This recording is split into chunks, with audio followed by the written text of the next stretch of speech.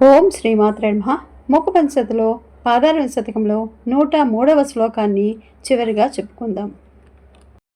ఇదం యః కామాక్ష్య చరణనలిన స్తోత్ర శతకం జపే నిత్యం భక్త్వా నిఖిల జగదాహ్లాదజనకం సవిశ్వేషాం స్పంద్య సకల కవిలోకైక తిలక చిరం భోక్త్వా భోగా పరిణమితి చిద్రూప కలయా. సకల లోకాలకి ఆనందాన్ని కలిగించే శ్రీ కామాక్షిదేవి పాదారవింద శతకంగా ప్రసిద్ధి చెందిన ఈ స్తోత్రాన్ని ఎవరైతే భక్తితో ప్రతిరోజు పఠిస్తారో ఆ అందరి చేత నమస్కరించదగిన వారు గొప్ప కవీశ్వరులు అవుతారు. సకల సుఖభోగాల్ని అనుభవించి చివరికి చిద్రూప కళగా మారి అమ్మవారిని చేరుకుంటారు. ఓం శ్రీమాత్రే నమః.